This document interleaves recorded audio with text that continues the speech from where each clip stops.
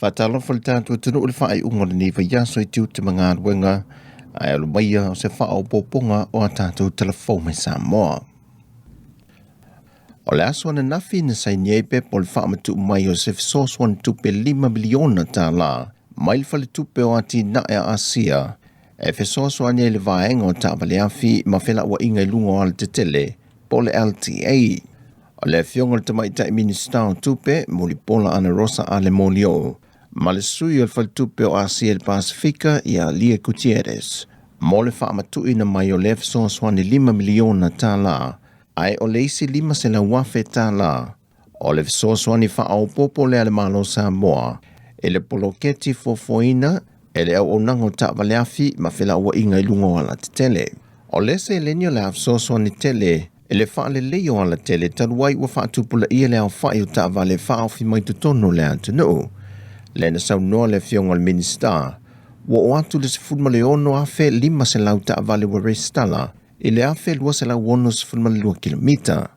O le poloketi o le wha awa wina o le soina le o le wha lau tele ino le ala tele, le o lo ngata I se vaenga o malua, ma le wha moe moe wha awa watu I le tu isi sifo le motu, e au fie malmalai wa le wha awa malo I whaleolo, ma le wafu I muli whanua.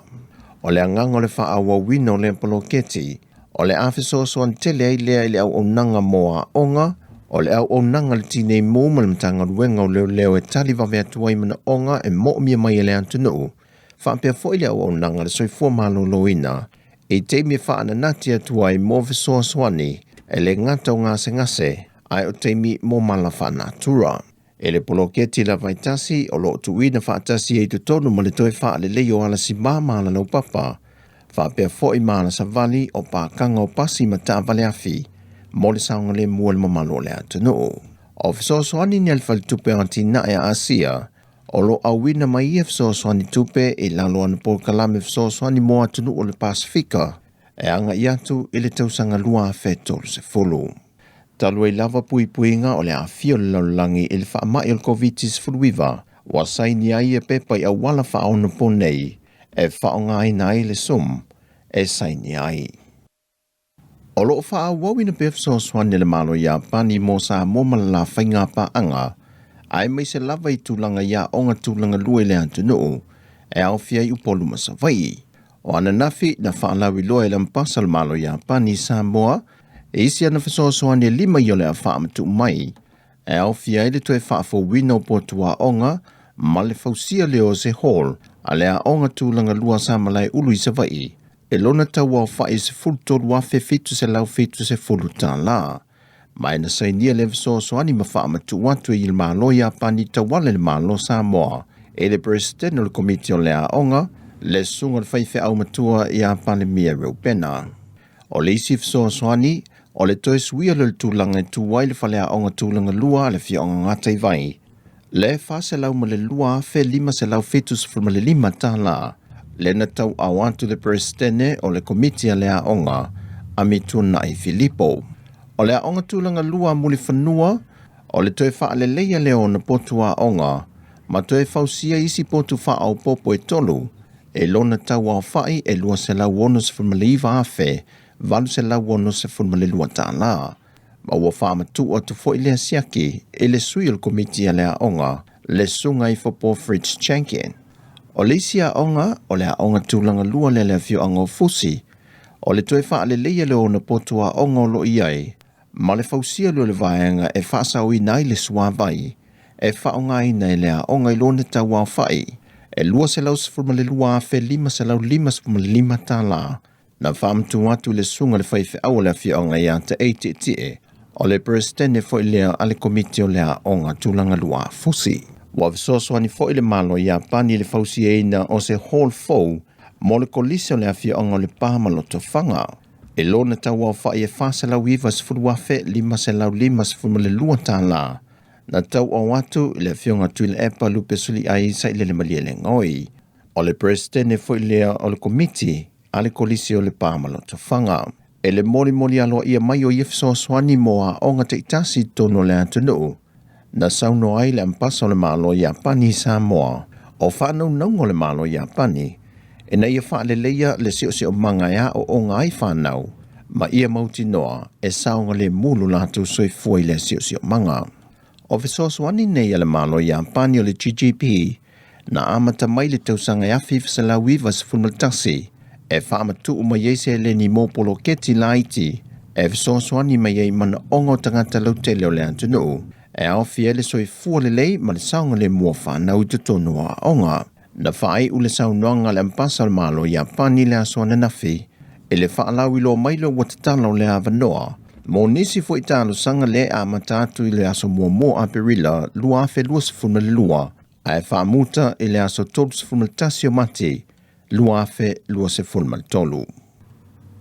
E leo tu iti te lava le whaita wa whai o tina maitanga e manatu mama i siaki masani i teimi o lo latu tau a veinai se pepe fau. E ui ina ave i ei fautuanga i le tā ua le tau sisi o latu siaki whaafale mai.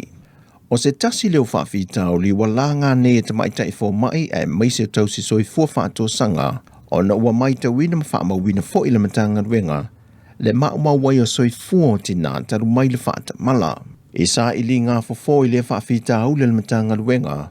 na whaia leo masini whaapito e mawhai o na siaki ai le leo po le ata o le pepe fau i te tono manawa le tina maitanga o na ilo ai lea po manuia ma soi fua le leilea pepe e fua iei ngā ruenga fsoa swani a o le whanau mai. O se tasi leo au nanga le matanga ruenga, wa manatu mā te le iei tina maitanga, moa lātou siaki masani. O se tasi o whaafita auli e pēne iei mana onga le tausi soi fua, wa le ai ni whaatou sanga whaamawina e iei leanga waa o le whaonga ina leo le masini, e se mai i tamaita i mali i fo mai. Ta ua le tamaita i tausi mai pasi i a tiara, e mo o miau na o ina tamaita i tausi soifua, e le to mai e wha o ngā ai lea masini, o no le awala pito i sili lea o na wha atu tuaina, e veso swani e mo tina maitanga, e na o le taitasi o na o atu mua lato siaki, a e maua nei, wa iei se wha le tonu a le o le tina, o le pepe fau, e wha mau maunga le matanga luenga le soifua maloloina, wa si lia i le se furu pepe mali liu talu mai Januari, se ia o mai le masinante nei. O mafua anga e pe ona wha alia le tamaita i fo mai. O le leto a anga leo tina maitanga. E wa ai masiaki fo mai teimi wha atulanga ine tu i nā tu iai. Ai meise o tutu mau o talitonungo tina maitanga na ola mua. E lea wha ina le toe wa ai o fo mai. Ono wasila fia lava i la tautu langa e tā pena iai. E si lia i le onos fuma le 5 awheta la le tupe ato na mawhai o na maua mtanga ruenga o leo mai whaasalanga ai la tau e le iusta ia wa baho le polo inga o whaalawelani whaafosei talu o na amata mai le polo inga ia mati o le tausangan te nei. Whaamauni e mai al sui komisena o le mtanga ruenga ia awa pa aulongo i Tino Filipo e ese tau o whaasalanga ma le au whai o tupe te tongi atu i tangata taito tasi fua atu i tupe watu ina atu i whaasalanga pisi nesi, ma fale o lona mōli atu le mtanga ruenga, e to tonu le vaitau le neo le polo a inga. O loo wha wau pēr le vavau le vaitau o polo a inga wha lave wha fosei,